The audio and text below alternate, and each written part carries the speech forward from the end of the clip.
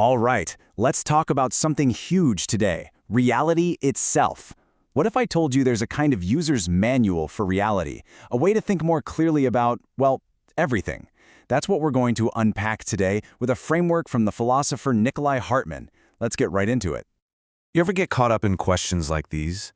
Is love really just a bunch of chemicals firing in your brain? Or on the flip side, does the universe itself, the laws of physics, have some kind of grand plan?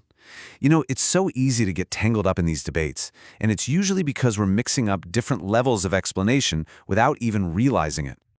Well, the philosopher Nicolai Hartmann actually had a name for this exact problem. He called it sloppy boundary crossing.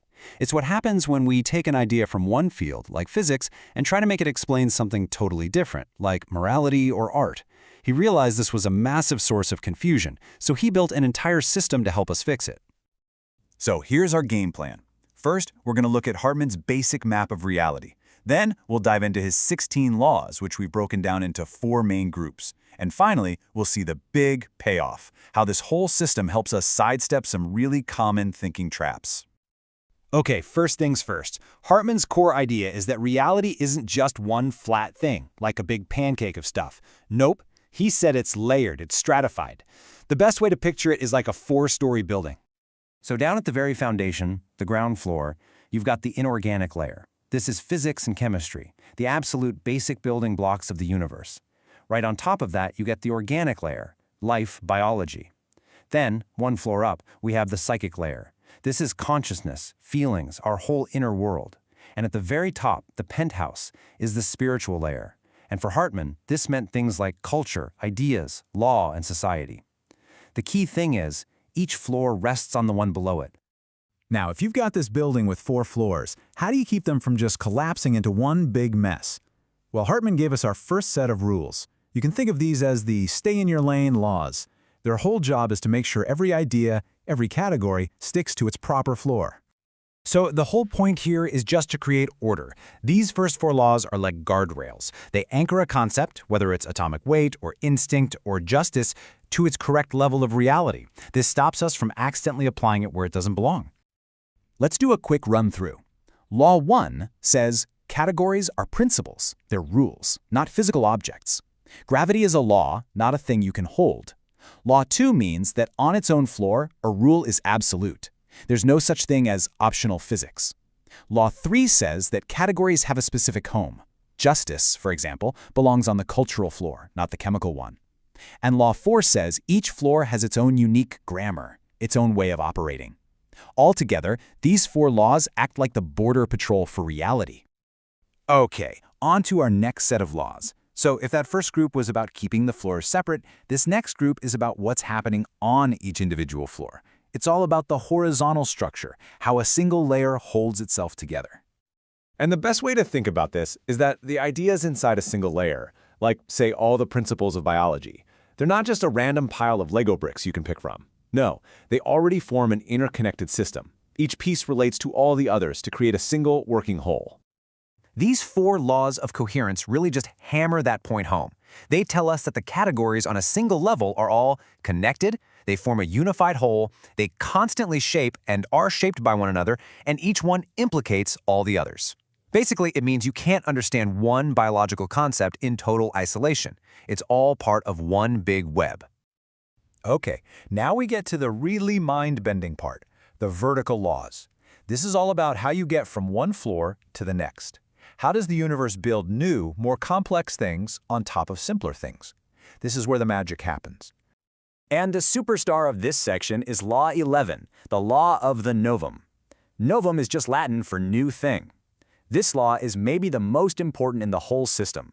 It says that a higher level is made from the stuff on the lower level, but it is never just that stuff. A living cell is made of chemicals for sure, but life itself is a genuinely new quality you won't find in any one of those chemicals alone. It's always more than the sum of its parts. So here's how that stacking process works. Law 9, recurrence, says the lower level rules don't just disappear. A bird is still made of atoms and is subject to gravity. But, and this is Law 10, those old rules get modified by the new context. Gravity affects a living bird very differently than it affects a rock. Then, of course, you get Law 11, the novum, the emergence of something brand new, like life for consciousness. And finally, Law 12 reminds us that the jump between these floors isn't a smooth ramp, it's a real leap. All right, we're at our final set of laws. These are all about the power dynamics between the floors. Who's in charge, who depends on whom, and who gets to call the shots. This quote just nails it. The lower layer is stronger. What does that mean? It just means it's more fundamental. You can't have a thought without a brain. You can't have a brain without biology. The higher level absolutely depends on the lower one. But, and this is the big but, the higher level gets to have freedom. It gets to play by its own new set of rules. So let's walk through these last four. Law 13 is the law of strength. The higher depends on the lower. Simple. Law 14 is the law of indifference, and this one is wild. It means the lower levels literally do not care what's happening upstairs. The laws of chemistry are completely indifferent to your hopes and dreams. It's a one-way street. Law 15 says the lower level provides the raw material, the matter. And it all culminates in Law 16, the law of freedom. Despite being built on all that other stuff, the higher level is autonomous and operates by its own new rules. So, after all that, so what? What's the big payoff for understanding this whole system? Well, it helps us dodge two of the biggest, most common thinking traps that people fall into. On one side, you've got reductionism. This is the nothing but trap. Love is nothing but a chemical reaction. The mind is nothing but the brain. It tries to collapse the upper floors down into the basement.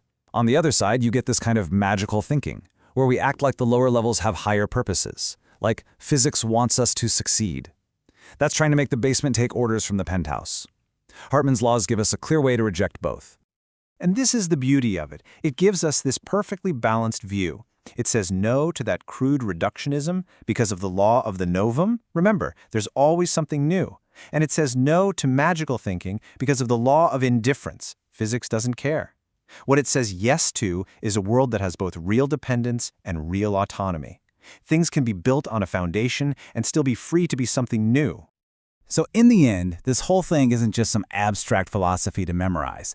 It's a toolkit. It's a new lens for your brain that helps you look at the world, analyze arguments, and instantly spot when someone is doing that sloppy boundary crossing.